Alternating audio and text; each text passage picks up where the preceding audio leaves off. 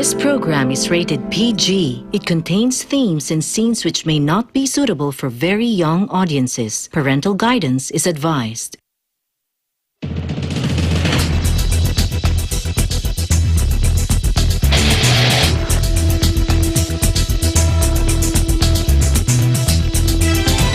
We're working to connect a region of over 600 million bridges between our lands.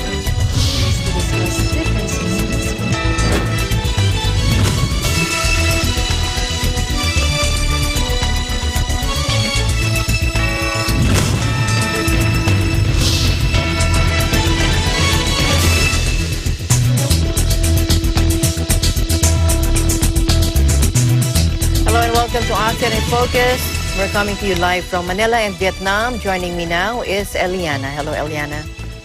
Hello, Amal. Good afternoon. I'm Eliana Faith Sebastian from EBC Vietnam Bureau, giving you the news in the dynamic ASEAN region. On today's headlines. Dapat po pag-aralan ng Kongreso. Malacanang said there may be a need for Congress to amend the Republic Act 9522 or the Archipelagic Baselines Law to give the national government more teeth to defend the Philippines' territories in the West Philippine Sea. Thailand's Prime Minister was fined for not wearing a mask Monday after new COVID-19 restrictions came into force to try to halt the country's spiraling outbreak. Myanmar's junta again postponed court proceedings against deposed leader Aung San Suu Kyi, according to her lawyers, as they fight for permission to visit her 12 weeks after she was detained.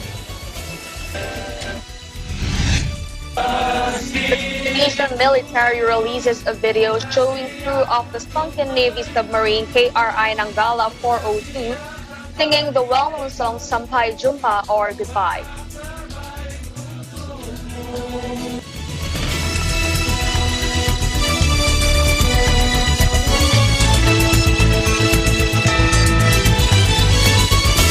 First, in the Philippines, Malacanang said there may be a need for Congress to amend the Republic Act 9522 or the Archipelagic Baselines Law to give the national government more teeth to defend the Philippines' territories in the West Philippine Sea.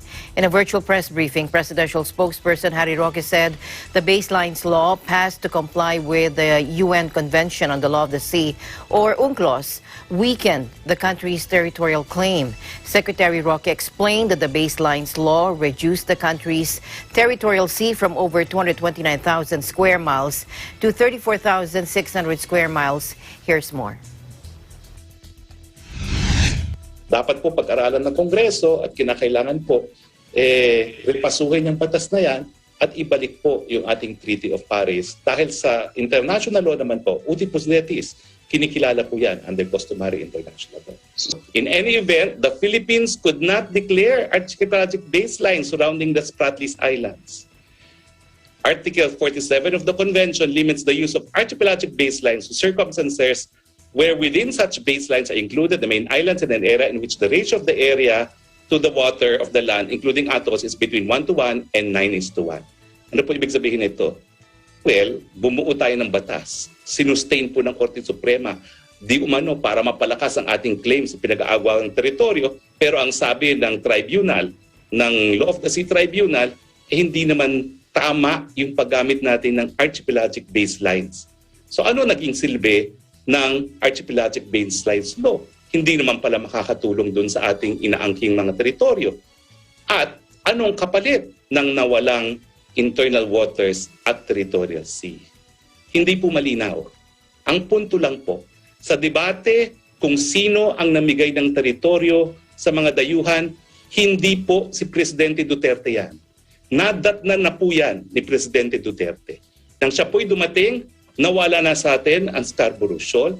Nang siya po'y dumating, ginawa na ng China yung mga artificial islands doon sa ating exclusive economic zone. At nung siya po'y dumating, narito na po itong batas neto na talagang sinabi ng Korte Suprema ay hindi labag sa ating saligang batas. At sino po ang sumulat ng desisyon na nagsabi na yung pagkawala ng ating internal waters, territorial sea, ay sang-ayon sa saligang batas? Wala pong iba kundi si Senior Justice Antonio Carpio. dito po tayo naninisi.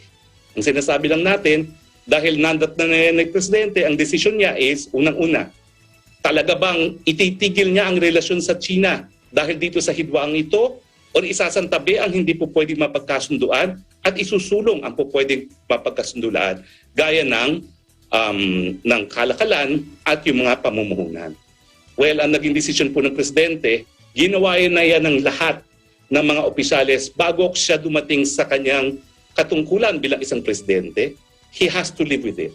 He will pursue his bilateral relations, pagpapatuloy niyang relasyon sa bansang China dun sa mga bagay-bagay na po pwedeng isulong at isasantabi ang mga hindi marurusulba sa ating lifetimes. No?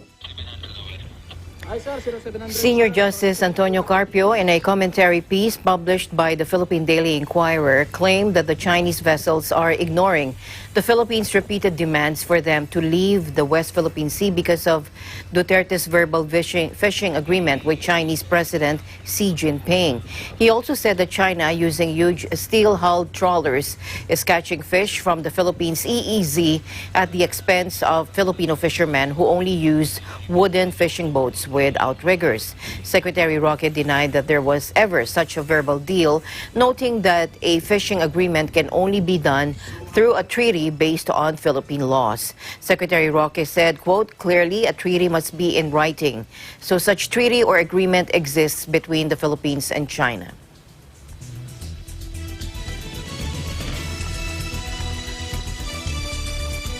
Bureau of Fisheries and Aquatic Resources National Director Eduardo Gangana stressed that they will strictly enforce the country's fishery laws, and they are also ready to curb illegal fishing and overfishing activities in our territorial waters in the West Philippine Sea.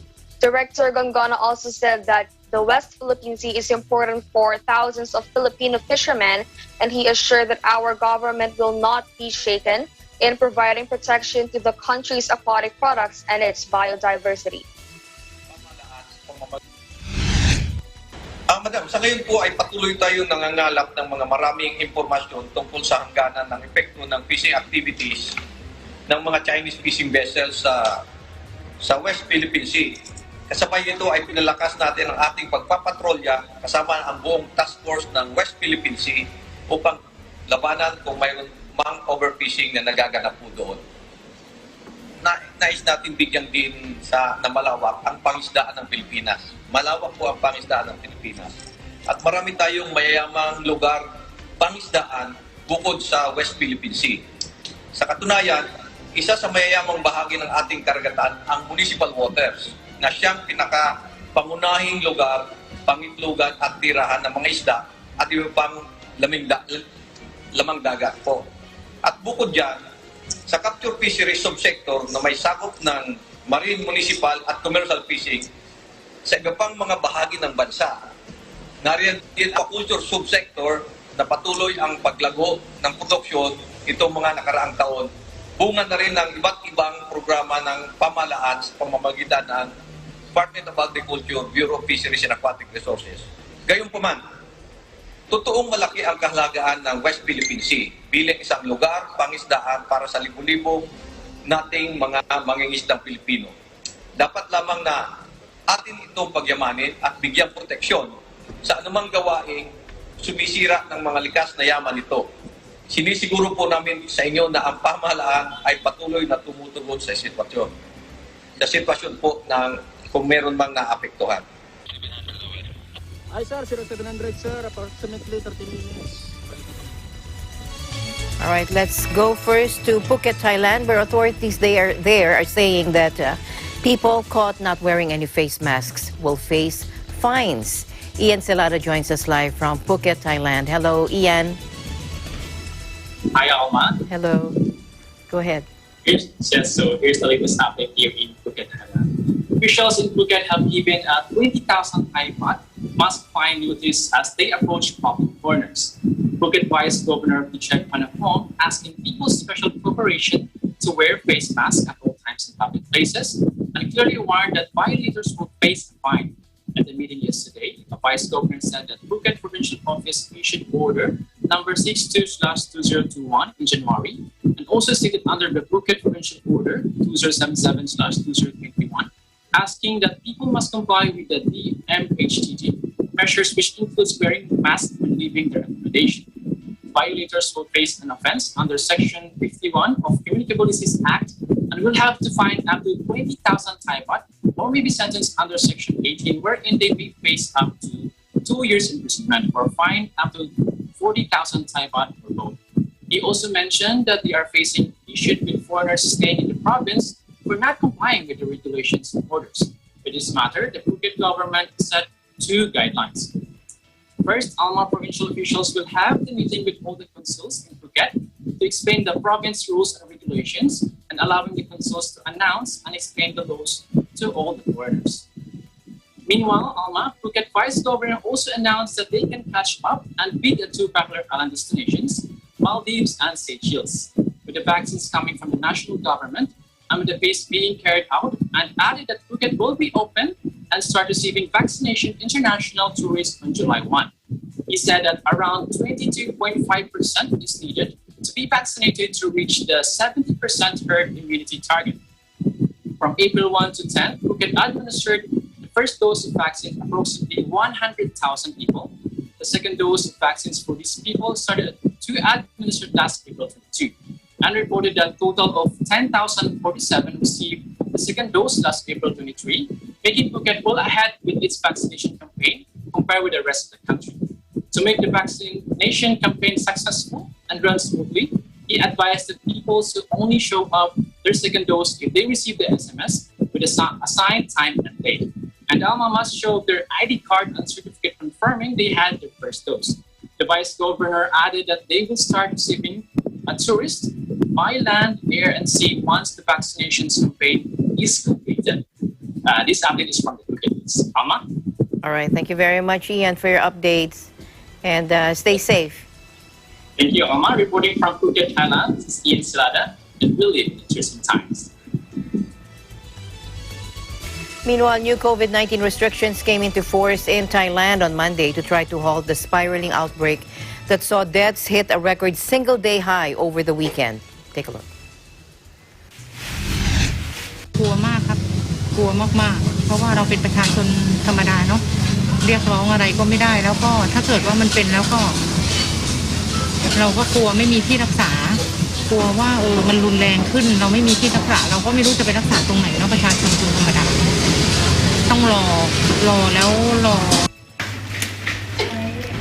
In Bangkok, where the latest outbreak has been traced back to a nightlife district as well as 47 other provinces, wearing masks is now compulsory in public places and in public spaces, with some locations backing it up with the threat of a 20,000 baht fine or $640.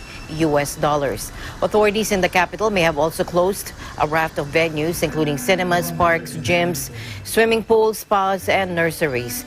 The new restrictions come a week after authorities ordered bars and nightclubs to close and banned restaurants from serving alcohol.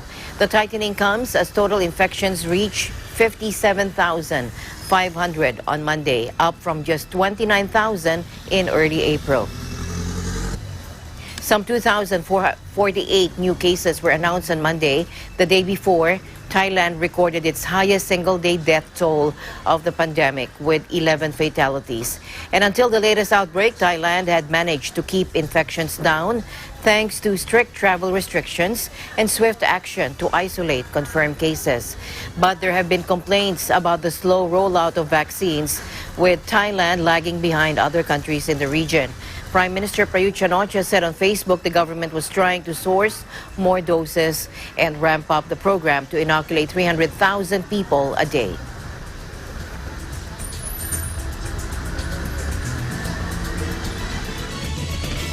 Thailand's Prime Minister was fined for not wearing a mask Monday after new COVID-19 restrictions came into force to try to halt the country's spiraling outbreak. Let's listen.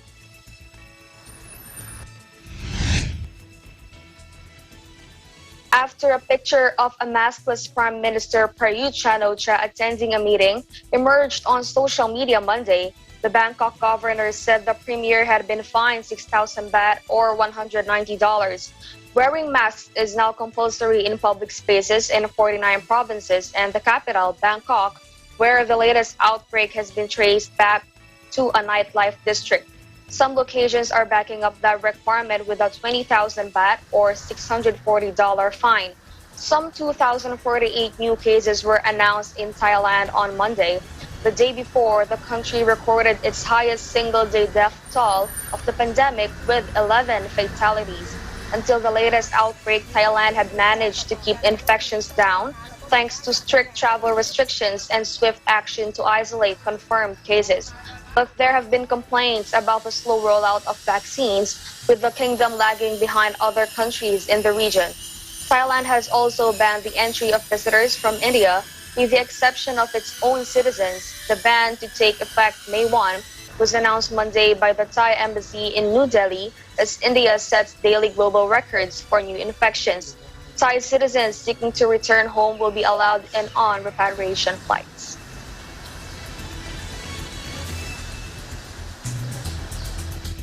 Malacanang said the country's COVID-19 infections hitting 1 million mark is not negative reflection of the government's pandemic response.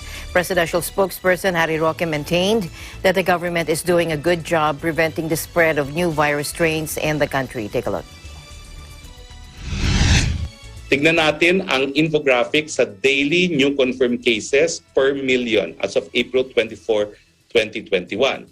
Tignan po natin na bagamat tumaas po ang kaso sa Pilipinas at tayo po ay ang letter parang reddish, ito po ay mababa kung ikukumpara pa rin natin sa Estados Unidos, Espanya, Italia, India, Germany, Brazil, France at Turkey. Ibig sabihin po, bagamat talaga naman pong halos nagdoble ang kaso sa Pilipinas dahil dito sa mga new variants nito, hindi po tayo nag-iisa. Ito po ay problema ng buong mundo. Okay, kaya nga po kung titignan natin ang ranking ng Pilipinas sa buong mundo, makikita nyo po na sa total cases, tayo po'y nag-improve pa. Dati nasa number 20 po tayo. Ngayon nasa number 26 na tayo, bagamat halos 1 milyon na ang kaso natin. Ang ibig sabihin lang po niyan, bagamat mag-1 milyon na ang mga kaso sa Pilipinas, ganun din po ang nangyayari sa iba't ibang parte ng mundo. Bumaba pa po tayo sa ranking natin dahil dati nasa number 20 na tayo. Sa active cases, tayo po'y number 27 na from number 20. So nag-improve po tayo worldwide. At ang ating cases per 1 million ay nananatiling nasa number 133 po tayo. At ang case fatality rate natin ay nananatili pa rin 1.7% na tayo po ay nasa number 90. Pumunta po tayo saglit sa cases at deaths. Makikita na tumataas talaga mga kaso at mga namamatay sa Estados Unidos, sa India, Brazil, France at Russia. Ang mga kaso po ng Estados Unidos, 32 million. Ang mga deaths po nila, mahigit kalahating milyon. Ang pangalawa po, India, 16 million, halos 17 million. Ang deaths, 192 million. Ang Brazil, 14 million ang kaso. Ang mga namatay, 390,000, mahigit. Ang France po, 5.5 million na ang kaso, 103,000 ang mga namatay. At ang Russia, 4.7 million na po ang kaso, mga 106 na po ang namatay. Ang Pilipinas po, mag-1 milyon na nga po ang ating kaso, pero 16,783 pa rin po ang mga namamatay. Sa mga recoveries naman, nasa halos 1 milyon na po ang gumaling sa atin, no? Kung saan number 21 po tayo sa buong mundo. Instead of looking at the country's total COVID-19 cases, Secretary Roque said the best indicator on whether the country is successful in its response is by looking at its recoveries. Meanwhile, Secretary Roque also said the government's pandemic task force is expected to discuss this week the new quarantine classifications for May. He earlier said the interagency task force for the management of emerging infectious diseases would look into the analytics of the healthcare system of the National Capital Region Plus and the rest of the country.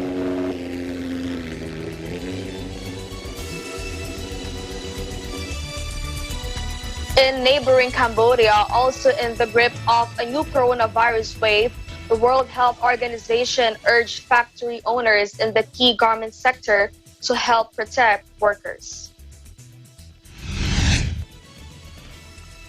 The current outbreaks in factories and markets serve as a painful reminder of the importance of investing in mitigation measures before cases occur to help prevent the virus spreading, the ASEAN WHO representative in Cambodia said in a statement. Lee urged factory owners to do more temperature screening and rearrange workshops to allow social distancing. The capital, Phnom Penh, has been under lockdown for 12 days now, and last week the authorities ordered all wet markets in the city to close for 14 days. Prime Minister Hun Sen on Sunday ordered tougher enforcement of lockdown measures. Cambodia has reported 9,975 cases in total and 74 deaths, including 10 on Saturday, a single-day record for the country.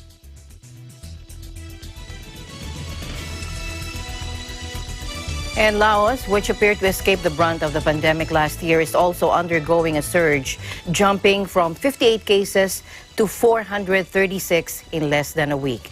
Now, its capital, Vientiane, was placed under a snap lockdown last week, with authorities prohibiting residents from leaving their homes except for groceries and going to the hospital.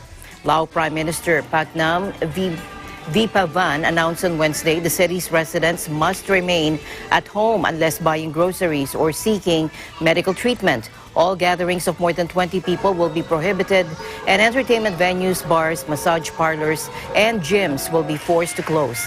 The government has also banned travel between the capital and the provinces and has moved to clamp down on illegal border crossings from Thailand, which is currently in the midst of its worst outbreak of the virus since the beginning of the pandemic. According to the Diplomat website, the state-run Vientiane Times reported that 26 of the 28 cases identified on Wednesday were residents of Vientiane who had contact with a student who reportedly caught the virus from a Thai man. The other two were workers who had returned from Thailand to Champasak province in the south of the country. Officials in Savannakhet province have stepped up patrols of the Mekong River border with Thailand after a woman who contracted COVID-19 revealed she had been in contact with two Thai men who entered the country via Savannakhet. Lao Airlines also announced that it was halting domestic flights until May 5.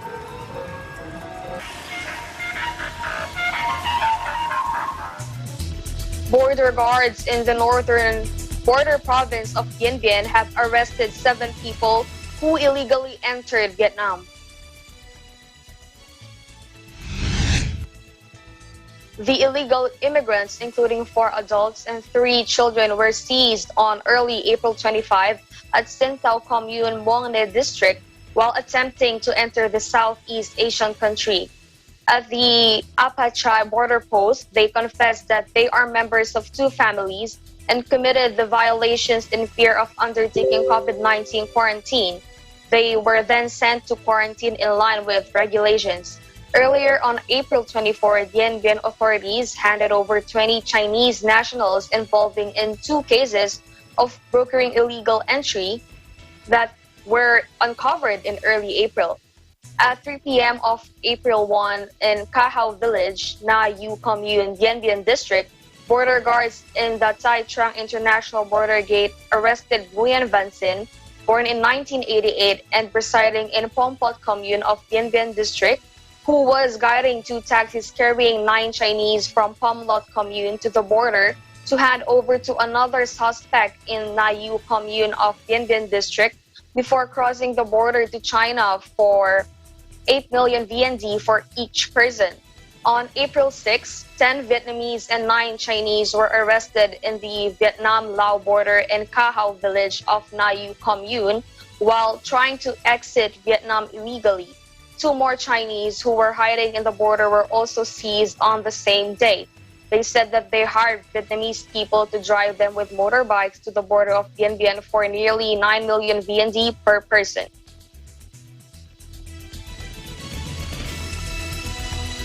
Meanwhile, Indonesians are sharing their feelings after receiving COVID-19 jabs at a vaccination center in Jakarta.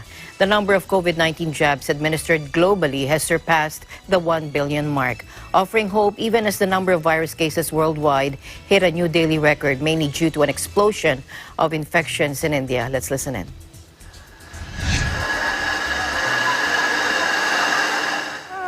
Untuk adanya kasus seperti di India, memang saya berharap sekali mudik itu kalau bisa kita tahan dulu, kita tahan sebentar. Mungkin setelah itu atau akhir tahun ini kita bisa bisa bebas lah bepergian kemanapun. Karena saya juga sebenarnya rindu untuk berlibur keluar kota. Pokoknya semoga vaksin ini efektif dan banyak rumor-rumor yang persentase yang vaksin A, vaksin B beda-beda. Nah itu kita harapkan supaya vaksin yang ini Sinovac istilahnya itu benar-benar manjur dan mujarab untuk. The Asian briefing reports that Indonesia's COVID-19 task force has continued to temporarily ban the entry of all foreign visitors except for those who hold work permits, business visas, permanent residence, diplomatic visas, as well as those traveling under special corridor arrangements. Indonesian citizens will be allowed to return as normal. However, both international and local travelers will have to undergo more stringent healthcare checks upon entry into the country. Upon arrival, a foreign traveler will need to show their negative PCR test certificate to officials, as well as undertake a body temperature check. They will then be escorted to quarantine hotels where they are obligated to stay for 5 days and take 2 more COVID PCR tests again. This will be at the expense of the foreign traveler. If the results are negative, they can continue on their journey. If the result is positive, the traveler will be referred to a COVID-19 hospital where costs will be borne by the foreign traveler.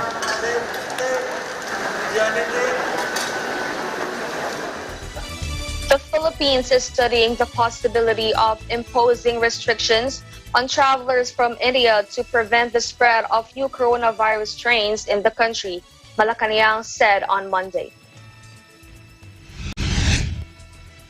Presidential spokesperson Harry Roque said in a virtual press briefing that they are currently studying it, although we don't have any direct flights to India. India is currently battling a double mutant strain of coronavirus, which is believed to be more transmissible than previous strains. The variant is known as B1617 and has 2 unusual mutations, E484Q and L425R. Currently, foreigners except diplomats and healthcare workers are still barred from entering the Philippines. Foreign parents, spouses, and children of Filipinos may enter the country, provided they are traveling with the Filipino principal and have a valid entry. India's health ministry first acknowledged the presence of the double mutant strain at the end of March. World Health Organization Director General Tedros Adhanom Ghebreyesus said he is deeply concerned about the situation in India. Aside from the B1617 strain, other variants of SARS-CoV-2, including those first reported in South Africa, the United Kingdom, and Brazil, have also emerged globally.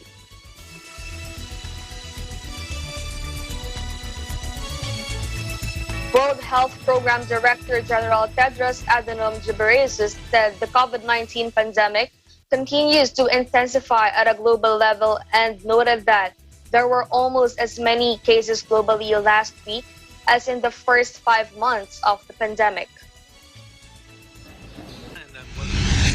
Globally, the COVID-19 pandemic continues to intensify. Cases have now increased for the 9th straight week, and deaths have increased for the 6th straight week. To put it in perspective, there were almost as many cases globally last week as in the first 5 months of the pandemic, and the situation in India is beyond heartbreaking. WHO is doing everything we can. The situation in India is really heartbreaking, as the Director General has said, and the exponential growth that we've seen in case numbers is really, truly astonishing. We have seen similar trajectories of increases in transmission in a number of countries. It has not been at the same scale, and it has not had the same level of impact and burden on the healthcare system that we've seen in India, but we have seen similar trajectories where the incidence was almost vertical if you looked at that epi curve. This can happen in a number of countries, in any countries, if we let our guard down. I'm not saying that India has let its guard down, but I'm saying we're in a fragile situation. 9 weeks of case incidents increasing, more than almost 5.7 million cases reported last week, and that is certainly an underestimate of the true number of cases of infections that have occurred in the last week. But even as COVID-19 vaccines give us hope of light at the end of the tunnel, the pandemic has caused several disruptions to immunization services around the world. New WHO data shows that as a result of COVID-19, 60 immunization campaigns are currently suspended in 50 countries. That means about 228 million children are vulnerable right now to deadly vaccine-preventable diseases such as measles, yellow fever, and polio. Measles campaigns are the most affected, accounting for 23 of the postponed campaigns. Many measles campaigns have now been delayed for more than a year. World Immunization Week 2021 from 24th to 30th of April highlights the need to build public trust in the value of all vaccines and help build long-term support for immunization.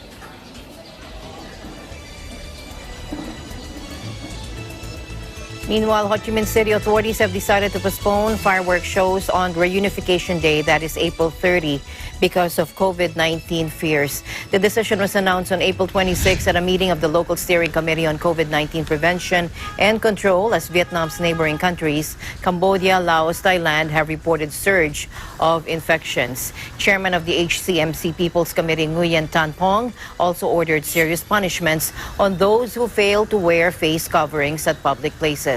On April 23, Prime Minister Pham Minh Chinh ordered ministries, agencies, and cities and provinces, people's committees to stay vigilant and drastically, synchronously, and effectively implement COVID-19 prevention and control measures in an official dispatch. The Prime Minister required the avoidance of unnecessary gatherings. In necessary cases, prevention and control measures must be guaranteed, particularly wearing face masks and disinfection. Earlier, the city had canceled fireworks display on Lunar New Year's Eve at 8 locations due to the resurgence of infections. For a month now, Vietnam has not recorded any community transmission, but the number of imported cases has been increasing gradually, with many returnees from Cambodia, which shares long border line with Vietnam.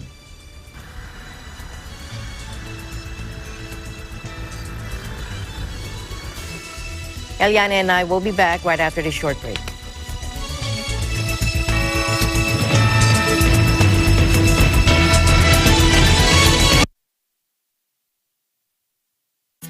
Impormasyong mahalaga sa taong bayan. Patas na pagbabalita. Papakinggan ang magkabilang panig. Lilinawin ang mga issue at kaagad na ihahatid ng objektibo. Mata ng Agila. Dumadagit ng pinakasariwang pangyayari, hindi lamang sa loob ng bansa, kundi sa iba't ibang panig ng daigdig. Mula sa Eagle News teams at sa tulong ng makabagong teknolohiya, tiyak na makakalap kaagad ang katotohanan. Para sa mas matalas, malinaw at malalimang pagbabalita. Ito ang mas pinatalas na Mata ng Agila. Inihahatid ng veteranong broadcast journalist na si Eli Saludar. Kasama si Binibining Pilipinas Intercontinental 2019, Emma Tiglao. At pinangungunahan ng batikang mamamahayag ng bansa, Vic De Leon Lima. Mata ng Agila, Lunes hanggang Biyernes, alas 6 hanggang alas 8 ng gabi, dito sa Net 25.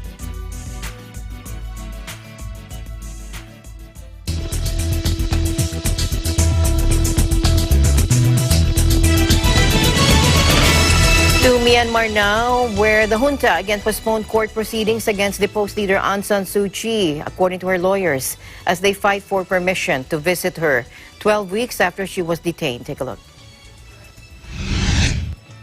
The case was adjourned to 10th May for the only one issue, for the answer of the police whether to make the arrangements between the defendants and the lawyers. Aung San Suu Kyi said to the presiding judge, that question, that demand and that application was made by her very long ago to make a meeting with, to arrange a meeting with the lawyers and her, but it didn't materialize up to now, he said. Suu Kyi has been under house arrest, with the junta charging her under 6 cases, including for sedition and having unlicensed walkie-talkies. But movement on her case was once again delayed until May 10. Her lawyer, Min Min So, said Monday after a hearing. 12 weeks since Suu Kyi was detained, Min Min So said they still haven't received permission to meet their client face-to-face, one of many hurdles the team has faced.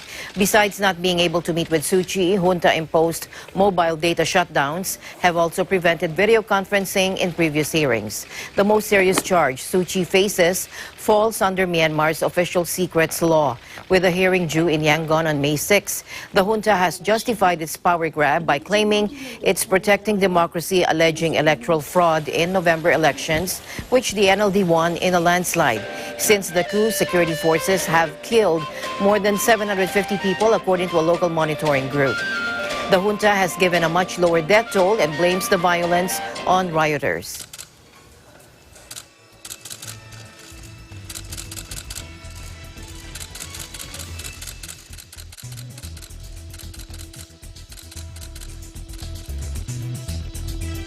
A prominent ethnic rebel group attacked and captured a military base in eastern Myanmar near the Thai border early Tuesday morning, an official from the group said.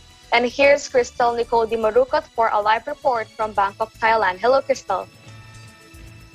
Good afternoon and good afternoon to all our viewers. Yes, a prominent ethnic rebel group attacked and captured a military base in eastern Myanmar near the border with Mae Hong Son province early Tuesday morning, an official from the group said. Myanmar has been in turmoil since the military ousted civilian leader Aung San Suu Kyi in a February 1 coup, triggering an uprising that has seen security forces mount deadly crackdowns against protesters. The anti-movement has garnered broad support across the country, including among some of Myanmar's armed insurgent groups, which have for decades been fighting the military for more autonomy. One of the most vocal opponents, the current National Union, or KNU, has clashed with the military in their territory along Myanmar's eastern border for weeks. On Tuesday, fighting broke out in Karen State near the Salween River, which demarcates part of the border. And residents on the Thai side reporting hearing gunfire explosions coming from inside Myanmar.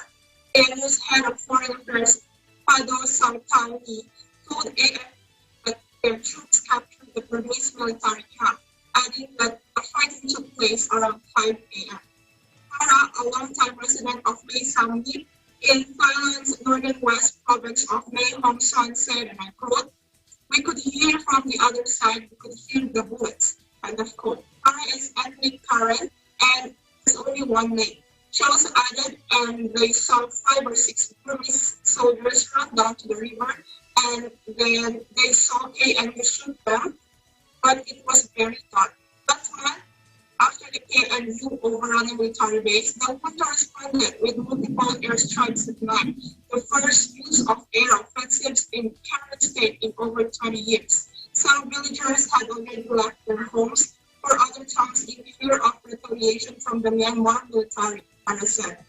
And nobody dares to stay. They ran early this morning already, and the firefight started, she told AF. Clashes have intensified in Thailand State in recent weeks, displacing more than 24,000 civilians, including some 2,000 who crossed the river to seek brief refuge on the Thai side. An estimated 1/3 of Myanmar's territory, mostly in its border regions, is controlled by a myriad of rebel groups who have their own militias. The KNU has vocally condemned the military push and have said they are sheltering at least 2,000 anti-coup dissidents who fled urban centers of unrest. Security forces have killed more than 750 civilians since February 1, according to a local monitoring group tracking the death toll. The junta has a much lower figure and blames the violence on rioters. Okay, Oriana. Thank you, Crystal, for your updates. You stay safe and stay healthy. Thank you, Eliana. Reports live from Bangkok, Thailand. This is Crystal Nicole Dimukot. We live in interesting times. Former U.S. President Barack Obama on Monday urged all nations to stand firm against Myanmar's junta, voicing solidarity with democracy protesters and warning of a failed state.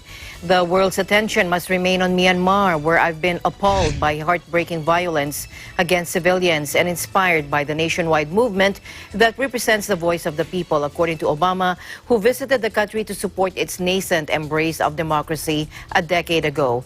He said the military's illegitimate and brutal effort to impose its will after a decade of greater freedoms will clearly never be accepted by the people and should not be accepted by the wider world. He said this in a statement. Obama, who is sparing in his comments on international affairs, backed efforts by the U.S. under President Joe Biden and other nations to impose costs on the military in a bid to restore democracy. He said, quote, Myanmar's neighbors should recognize that a murderous regime rejected by the people will only bring greater instability, humanitarian crisis, and the risk of a failed state. He was speaking on the heels of an ASEAN summit in Jakarta, to which Junta Chief Min Aung Hlaing was invited, with host Indonesia urging an end to violence. Obama, in his statement, used the name Myanmar, the preferred usage of the Southeast Asian nations' leaders, which his administration had gradually adopted. Since the coup, the Biden administration has gone back to the former name Burma.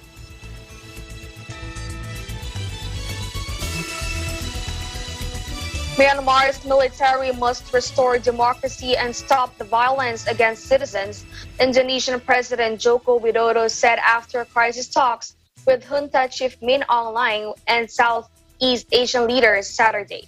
He also called for the release of political prisoners and for a special envoy to be allowed into the crisis-hit nation to push for dialogue.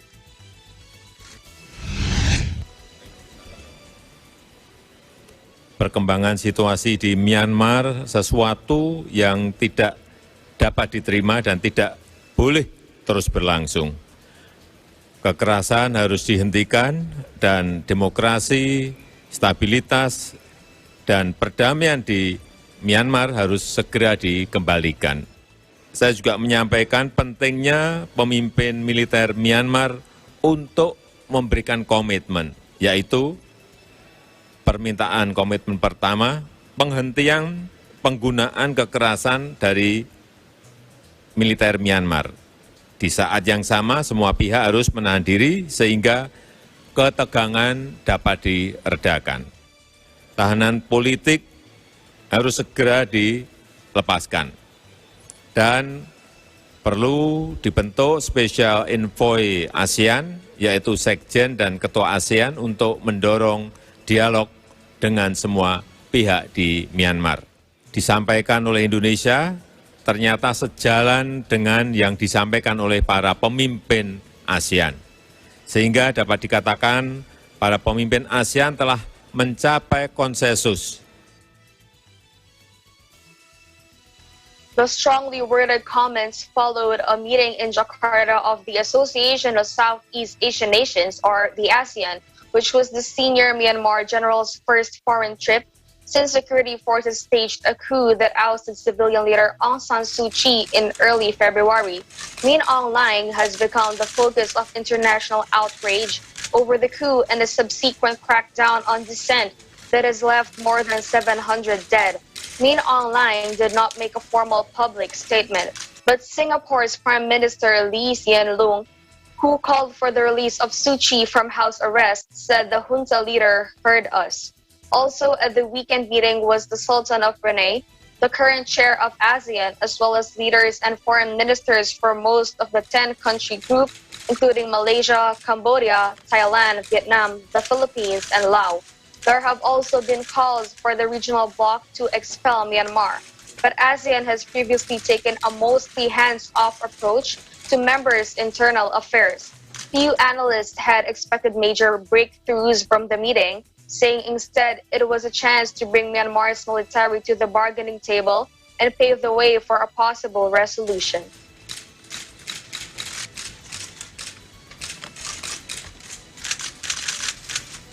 To Indonesia now, where family members of the crew of the sunken submarine are mourning the loss of their loved ones. The 53 people on board. Take a look. Relatives have gathered for prayers to pay tribute to their loved ones. One family member is calling on the government for the return of the body of their son, who gave his life to public service. The vessel has sunk and broken into 3 pieces off the coast of Bali last Sunday.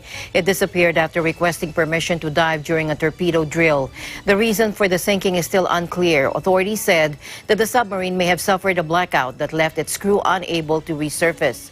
They discounted an explosion, however, saying Saturday that the evidence suggested the submarine came apart as it was crushed by massive water pressure in its vast depths. The military said the submarine, delivered to Indonesia in 1981, was seaworthy.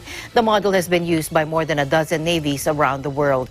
And search teams spotted an oil spill where the vessel was thought to have submerged, pointing to possible fuel tank damage and a catastrophic accident.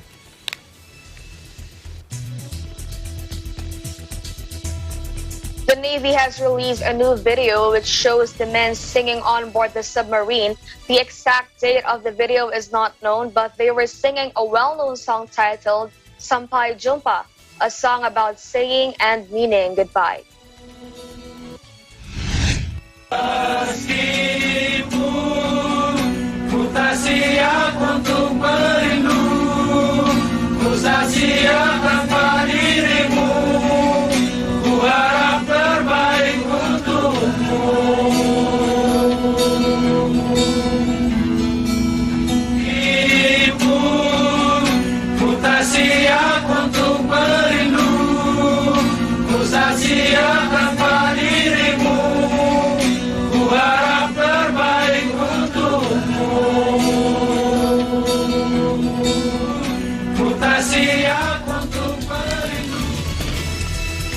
Indonesia President Joko Widodo described the sailors from the submarine as Indonesia's best patriots. Take a look.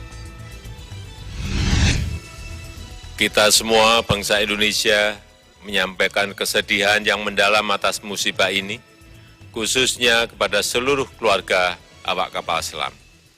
Mereka adalah putra-putra terbaik bangsa, patriot terbaik penjaga kedaulatan negara.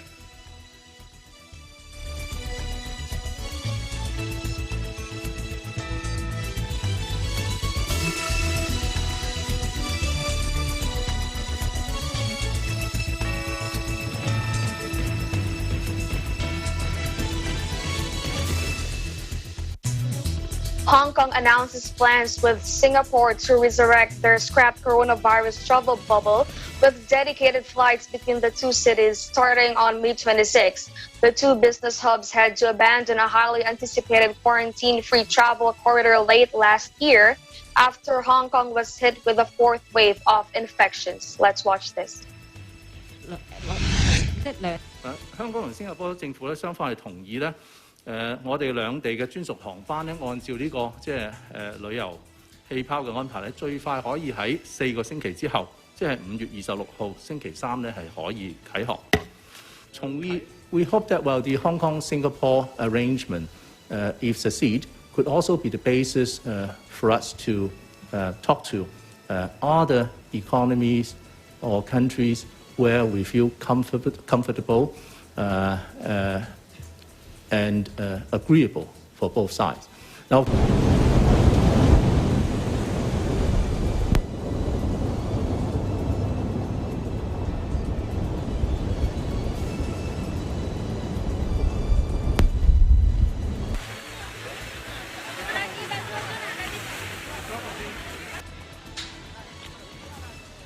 The two business hubs had to abandon a highly anticipated quarantine-free travel corridor late last year after Hong Kong was hit with a 4th wave of infections. From May 26, one flight per day carrying up to 200 passengers will shuttle between the two cities. Cathay Pacific and Singapore Airlines will share the route with 2 daily flights planned from June 10 onwards.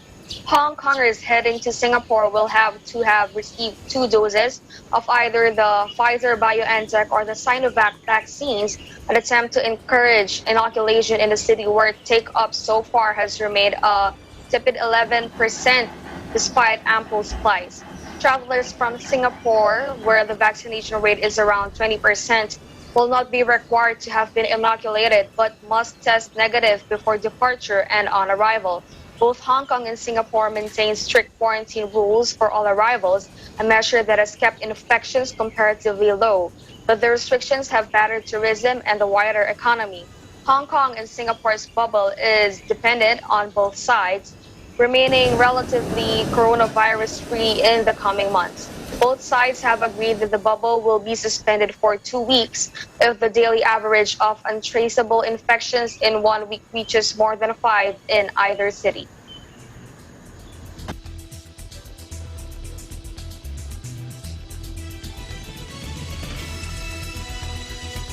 As always, Eliana, thank you for keeping me company today. Thank you, Alma. And that is the latest news in the Southeast Asian nations. Stay updated about the ASEAN region. I'm Eliana Sebastian from EBC Vietnam Bureau, and we live in interesting times. We'll see you back tomorrow. I'm Alma Angeles. We live in interesting times.